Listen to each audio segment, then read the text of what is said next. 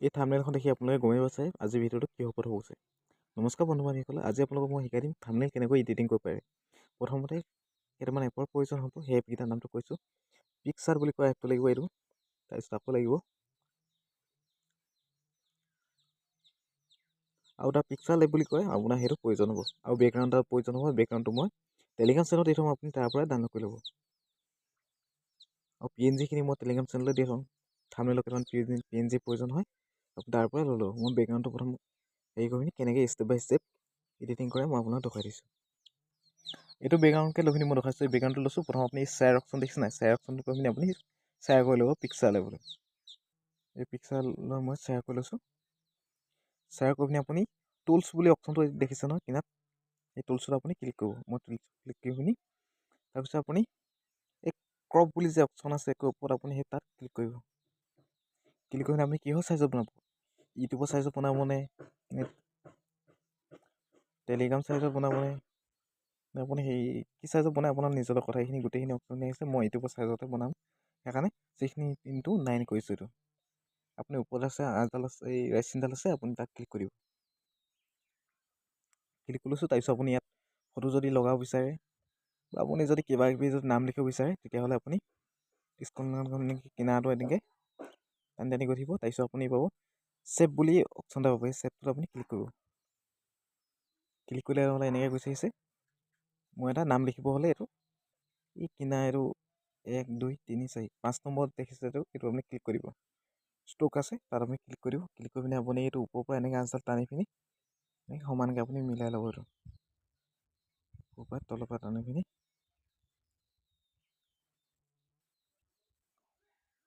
এনেকৈ ডাঙৰ কৰি পিনি আপুনি এইটো ইয়াতে থৈছোঁ। মই থৈ পিনি আপুনি লক লগাই দিব। এইটো লক লগাইছোঁ। তাৰপিছত আপুনি বেকগ্ৰাউণ্ডত এনেকৈ একবাৰ টিপি দিব। টিপি দিয়ালৈ গুচি আহিলে আকৌ টেক্সট অপশ্যন দেখিছে, টেক্সটটো আপুনি ক্লিক কৰিব। কি টেক্সট লিখিব? মই অসমীয়াত লিখিছোঁ থাম্বনেইল।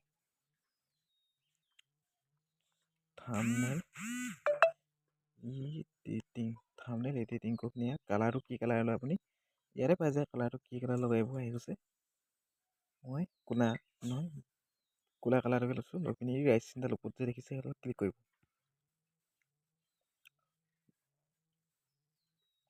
ক্লিক কৰাৰ লগে লগে এইবোৰ আহি গৈছে। ইয়াত আপুনি সমান চাইজ এনেকৈ মিলাই ল'ব।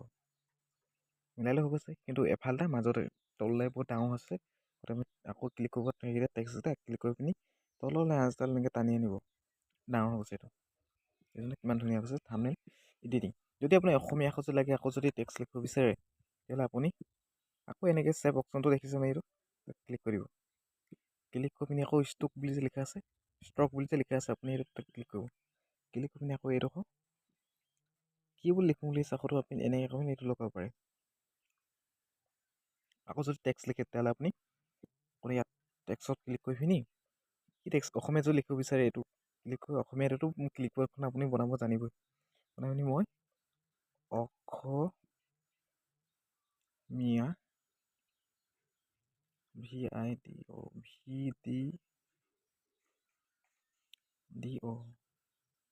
ভিডিঅ' বুলি কৈ পিনি আকৌ ৰেচিনডাল লৈছে ন, তাক ক্লিক কৰি দিওঁ। ক্লিক কৰি মই টেক্সটটো ধৰিব নোৱাৰাকৈ আহিছে।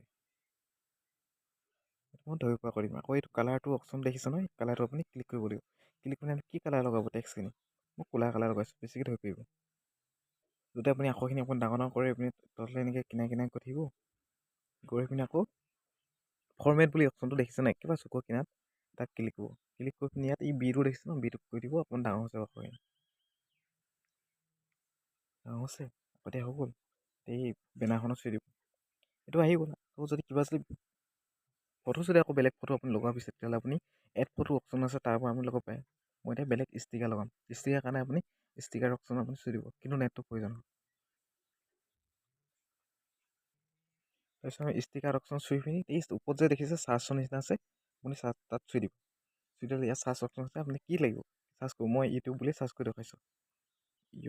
ইউটিউব বুলি চাৰ্চ কৰিছোঁ। ইউটিউব লোগো এটা আহি যাব। এতিয়া দেখিছ বহুত আহি গৈছে ইউটিউবৰ। আপুনি কোনটো দিয়ে নিজৰ লগত কথা, ইয়াৰ লগত বাছি ল'ব পাৰে। এতিয়া মই এই আঁচডালত চুইছোঁ। চুই পিনি এইটো এনেকৈ দি লৈছোঁ। দি লৈ পিনে আকৌ মই তাত ক্লিক কৰি পিনে আকৌ ইউটিউবৰ এইটো উলিয়াই দিম তেওঁ ইউটিউবৰ এইটো আছে, এইটো আনি পিনি আপুনি সময়মতে চাইজত লগাই দিব পাৰে এনেকৈ।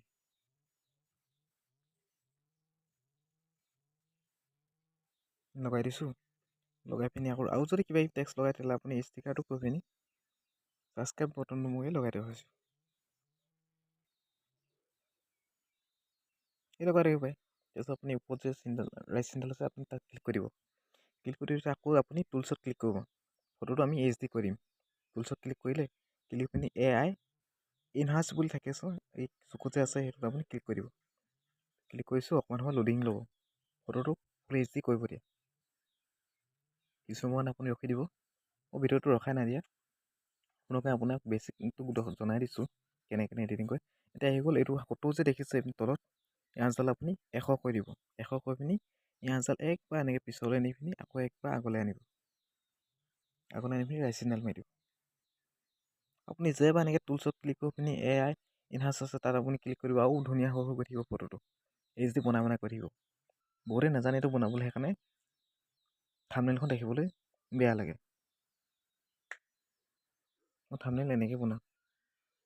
কিছুমান ৰখিছোঁ, আকৌ আঁচডাল মই এডাল সম্পূৰ্ণকৈ 100 কৰি পিনি আকৌ পিছলৈ নি আকৌ কৰিছোঁ। এতিয়া ছেভ কৰি পিনি আকৌ এইটো ওপৰত যে দেখিছে ডাউনলোড অপশ্যন, আপুনি তাত ক্লিক কৰি দিব। মই ডাউনলোড ক্লিক কৰি দিছোঁ। এতিয়া হৈ গ'ল আপোনালোকৰ থাম্বনেইলখন গেলেৰীত ছেভ হৈ গ'ল। মই দেখাইছোঁ গেলেৰীত ছেভ হ'লে নহয়। এইটো এলবামত ক্লিক কৰিছোঁ। এইখন থাম্বনেইলখন ইয়ালৈ গুচি আহিলে। এতিয়া ওপৰত কিমান MB হৈ গ'ল মই সেইটো দেখাইছোঁ। ওপৰত এইটো দেখিছোঁ, তাত আপুনি ক্লিক কৰি দিব। তাত ডিটেইলছ ওলাই যায় 726K আহি গ'ল। দেখিছে এইখন থাম্বনেইলত কিমান মই দেখাইছোঁ। এখন 93 MB আছে। এইখনো 1.94। এই থাম্বনেইলখন যোনখন আপুনি দেখিছিলে মুখৰ আগত প্ৰথম দেখিছিলে, এইখন থাম্বনেইল মই এনেকৈ বনাইছিলোঁ। কিমান MB আছে 1.94 MB। এনেকৈ থাম্বনেইল বনাই আজি ভিডিঅ'টো ইমানেই আছিলে। যদি আপুনি নজনা কথা জানিলে তেতিয়াহ'লে এটা ভিডিঅ'টো লাইক কৰি দিব আৰু